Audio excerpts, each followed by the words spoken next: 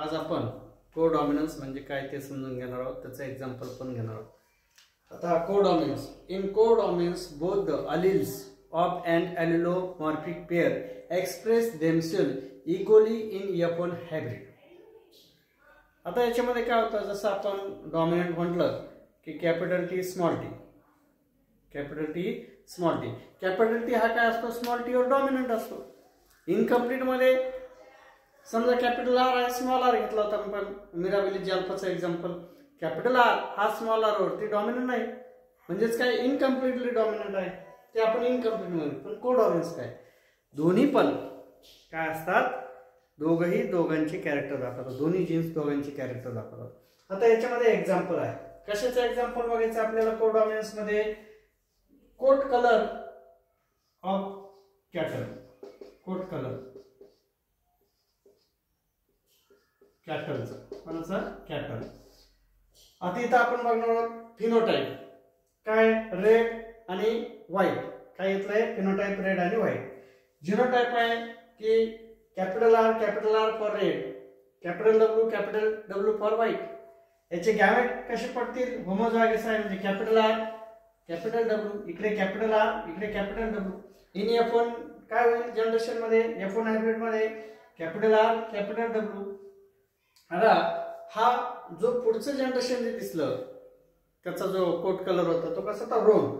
आता रोन म्हणजे सोप्या भाषेत सांगतो की दोन कलर दिसले, रेड आणि व्हाईट, तर आपण रोन कलर म्हणायचं। रेडही दिसला आणि व्हाईटही दिसला, म्हणजे कोणीच कोणावर डॉमिनंट नाही, स्वतःचे कॅरेक्टर स्वतः त्या जीन्सने दाखवले, म्हणून तर आपण कोडॉमिनन्स म्हणतो। आता याचा F1 क्रॉस केला, आपण काय केलं, पुन्हा जी आपण जसं प्लांट मध्ये सेल्फिंग करायचो तशी तर काय केली, क्रॉस केली, F1 मध्ये क्रॉसिंग केली, आणि ती कशी केली, फिनोटाइप घेतला रोन, काय घेतला, रोन। जिनोटाइप आहे आर डब्ल्यू।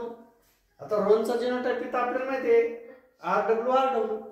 गॅमेट काय पडतील, हेटेरोझायगस आहे म्हणून आर डब्ल्यू दोन पडतील, इथे सुद्धा आहे आर डब्ल्यू, लक्षात आलं। आता F2 मध्ये काय होईल, आपण ज्यावेळेला F2 काढणार आहोत second generation, filial second generation, त्यावेळेला काय होणार आहे, इथे capital R capital W, capital R capital W अशी याची मांडणी करून घ्यायची।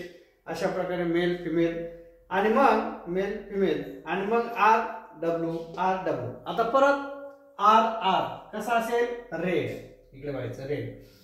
आर डब्ल्यू कसा आहे, रोन हायब्रिड। आर डब्ल्यू कसा आहे, रोन। डब्ल्यू कसा आहे, व्हाईट। आता इथं जे आल्यानंतर तुम्ही इकडे क्रॉस चेकिंग करू शकता, आर म्हटल्यानंतर जिनोटाइप म्हटल्यानंतर रेड आहे, डब्ल्यू म्हटल्यानंतर व्हाईट आहे, आर डब्ल्यू म्हटल्यानंतर रोन आहे, हे काय जीन्स आहे।